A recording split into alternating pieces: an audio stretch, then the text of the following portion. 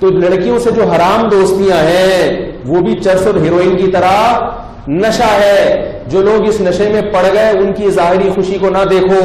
جو ان نشے میں پڑ کے کھمبوں سے لٹک رہے ہیں, بلڈنگوں سے چھلانگے مار رہے ہیں, خودکشیاں کر رہے ہیں, ڈپریشن کی گولیاں کھا رہے ہیں, راتوں کو سونے کے لیے نیند کی گولیاں کھا رہے ہیں, ان کا انٹرویو لو, پھر پتا چلے گا کہ کیا ہو رہا ہے. کیسے سمجھائیں؟ وہی بات ہے. پھر انجیکشن پولیس کا چھوڑ دیا, اب انجیکشن پہ آ گئے.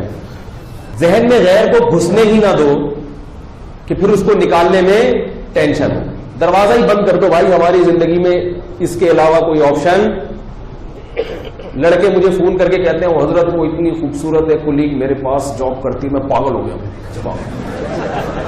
برداشت نہیں, پاگل ہو گیا حضرت, میرے سے نہیں برداشت ہو رہا, بالکل ہی بھائی یہ نہیں ہو سکتا, بہت مصیبت ہو گئی میرے لیے. تو میں کہتا ہوں بھائی یا تو نکاح کرو, اگر نکاح نہیں ہو سکتا, کیونکہ یہ بھی ایک بات آپ کو بتا دو بھائی, میں اللہ نہیں ہوں, سب کو پتا ہے نا, میں کوئی بھی مولوی اللہ نہیں ہوتا. عجیب عجیب چیزیں فون کر کے مجھ سے حل کرواتے ہیں.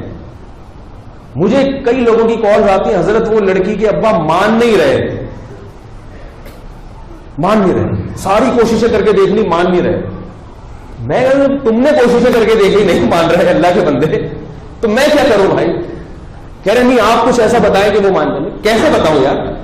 اگر ایسا ہمارے بس میں ہوتا تو ہم نے جہاں جہاں ٹرائی کی وہاں سب جگہ ہماری شادیاں ہو جاتی. کیا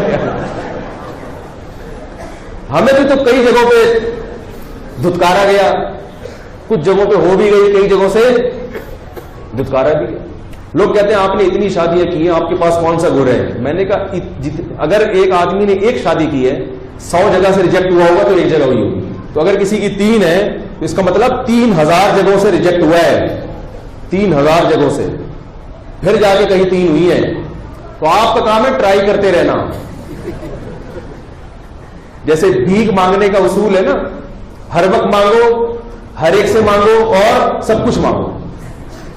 اگر اس کے بعد پیسے نہیں بولے بھائی یہ ٹوپی دے دو اپنی لیے, تب کچھ نہ کچھ مل جائے گا, اکٹھا ہو جائے گا. چندہ مانگنے کا بھی یہی اصول ہے, ہر ایک کو دیکھ کے چندہ مانگو, غریب کو بھی دیکھ کے, سیٹوں کو بھی دیکھ کے, اور سب کچھ مانگو. اگر اس کے پاس پیسے نہیں ہے تو بھائی جو چیز ہے وہ دے دو یار, راشن دے دو, اور ہر وقت مانگو. جب بھی ملے, جو چندہ مانگنے کے جو ایکسپرٹ ہے نا ان کا یہ اصول ہے, جب بھی ملے یہ کام تو ضرور کرو, دوسرے کام کرنے کے ساتھ چندہ. تو اسی طرح یاد رکھو جن کو نکاح کا شوق ہے نا تو وہ پیغام بھیجنے میں کنجوسی سے کام نہ لیں, کہیں نہ کہیں ہو جائے. لیکن مجھے فون نہ کرے کہ وہ نہیں مان رہے, مجھے اپنے پرانے یاد آنا شروع ہو جاتے ہیں, ہمارے والے نہیں مان رہے, زخم جو کیا ہو جاتے ہیں, ہرے ہو جاتے ہیں ہمارے.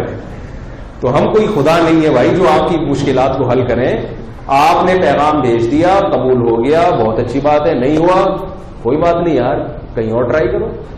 تو ایک اور مسئلہ یہ بھی ہے کہ لوگ, ابھی چھوڑے بات سے بات چلی جائے گی, بس یہ بات ہے کہ جو کام آپ, ایک صاحب مجھے فون کر کے کہتے ہیں, یہ بھی کالز بہت آتی ہیں کہ حضرت وہ میں نے ایک جگہ پیغام بھیجا ہے لیکن وہ لڑکی میری سمجھ میں نہیں آ رہی, تو میں آپ سے مشورہ لینا چاہتا ہوں کہ کیا کروں. میں نے کہا جب آپ کی سمجھ میں نہیں آ رہی, جس نے دیکھا ہوا بھی ہے تو میں کیسے فیصلہ کر کے بتاؤں گا بھائی؟ کہہ رہے آپ تو عالم ہیں, آپ تو مولوی ہیں. تو میں نے کہا مولوی کو یہ کیسے پتا چل جاتا ہے کہ یہ سمجھ میں آ رہی ہے کہ نہیں آ رہی؟ یہ تو کسی کو نہیں پتا چلتا بھائی. جو مبتلا بھی ہے وہ فیصلہ کرے گا, اسی کی سمجھ میں نہیں آ رہی ہے تو محلے والوں کی سمجھ میں, ان کی سمجھ کا اعتبار تھوڑی ہوگا. تو اللہ کے بندو, مولویوں سے بات پوچھنے سے پہلے سوچ لیا کرو کہ یہ پوچھنے کی ہے بھی یا نہیں ہے. تو کیا آپ اس کی جگہ ہوتے تو آپ کیا جواب دیتے؟ لیکن لوگ پتہ ہے کیوں پوچھتے ہیں کہ بعض مولویوں نے یہ روحانی سینٹر کھولے ہوئے ہیں, تو اس دھوکے میں لوگ مجھے فون کر دیتے ہیں. وہ روحانی سینٹر میں پھر کچھ پڑھ کے بتاتے ہیں, ہاں میرے خیال کے مطابق یہ سمجھ میں آ رہی ہے. یہ جو مولوی اس قسم کی باتیں کر رہے ہیں الو بنا رہے ہیں آپ کو, یاد رکھو. کسی کے باپ میں بھی یہ طاقت اللہ نے نہیں دی ہے کہ وہ آپ کے بارے میں فیصلہ کر دے کہ یہ سمجھ میں آ رہی ہے کہ نہیں آ رہی ہے. نہ وہ آپ کے دماغ کو پڑھ سکتا ہے, نہ وہ سامنے والے کے بارے میں فیصلہ کر سکتا ہے. اپنے بارے میں ہاں مشورہ ضرور لے لیا کرو کسی سے کہ بھائی یہ خصوصیات بھی ہیں, یہ بھی ہیں, تو آپ ذرا بتا دیں کہ ان دونوں خصوصیات میں کون سی صفات ایسی ہیں جن کو ترجیح دینی چاہیے. یہ ایک الگ چیز ہے. تو میں یہ کر رہا تھا, کیا بات چل رہی تھی یار؟ ہاں, تو میں یہ کر رہا تھا کہ بھائی وہ جو مجھے لوگ فون کرتے ہیں کہ وہ یوں ہیں اور وہ ہیں, بھائی میں تو پاگل ہو گیا ہوں, میں تو بھائی پاگل، اگر پہلی بات تو یہ آپ پاگل ہوئے کیوں؟ آپ اس کو دیکھتے کیوں تھے آفس میں جا کے؟ اللہ نے نظر جھکانے کا حکم دیا کہ نہیں دیا؟ کیا خیال ہے؟ اور اگر آپ کو پتا چل گیا، کہیں نظر پڑ گئی یا کہیں پتا چل گیا، تو اللہ نے کہا بھی پیغام بھیج دو، پیغام بھیج دیا، ہو گیا، نہیں ہوا تو وہاں تک پہنچنے ہی نہ دو کہ راتوں کی نیندیں اڑ جائیں۔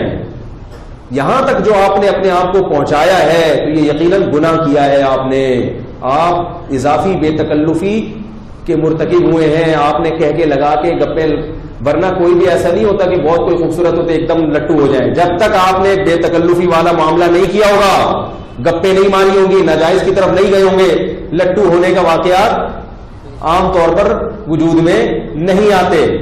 اور ہم تو پھر بھی بہت براڈ مائنڈیڈ مولوی ہیں جو آپ کو کہتے ہیں لٹو ہو گئے تو نکاح کر لو۔ کسی دوسرے مولوی کے پاس جاؤ گے تو وہ کہے گا لٹو ہوئے کیوں، لہٰذا اس سے نکاح نہیں کرو۔ بس تو پھر بھی کہہ رہے چلو بھائی نکاح کر لو یار، شریعت نے ترغیب دی ہے کہ اگر کہیں لٹو ہو گئے ہو تو نکاح کر لو۔ لیکن اگر وہ نہیں ہو رہا تو ضروری تھوڑی وہ بھی آپ میں لٹو ہو۔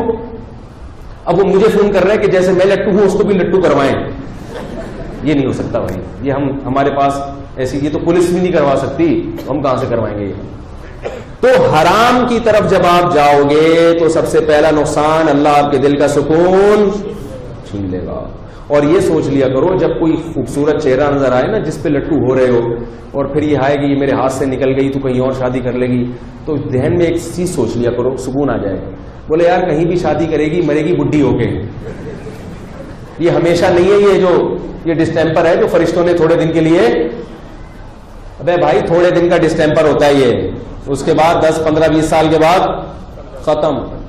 بولا یار جہاں بھی جائے گی وہ بھی مرے گا، بڑے بڑے حسین تھے دنیا میں، حسین اور حسین آئے، قبروں میں ان کی لاشیں خراب ہو رہی ہیں، تھوڑے دن کی انٹرٹینمنٹ ہے یہ، مل گئی ٹھیک ہے، نہیں ملے تو اللہ اللہ کرو، صبر کرو، جو ہے اسی سے گزارا کرو۔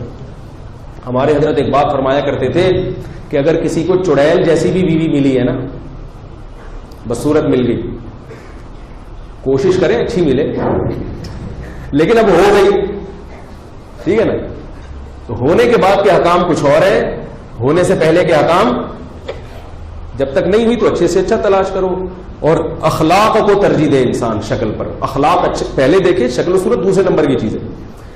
جب ہو گئی تو چڑیل جیسی بھی ہو، تو حضرت ہمارے فرمایا کرتے تھے کہ یوں سمجھو کہ میرے لیے دنیا میں اس سے حسین کوئی بھی نہیں ہے، دوسری حسینائیں ہوں گی وہ دوسروں کے لیے ہوں گی، اللہ نے میرے لیے اس سے بہتر کسی کو نہیں بنایا۔ اس سے دل میں کیا ہوگا؟ سکون، کیونکہ اللہ کی نعمت پہ جب انسان تقدیر پہ صبر کرتا ہے تو سب سے بڑا فائدہ کیا ہوتا ہے؟ سکون ہوتا ہے۔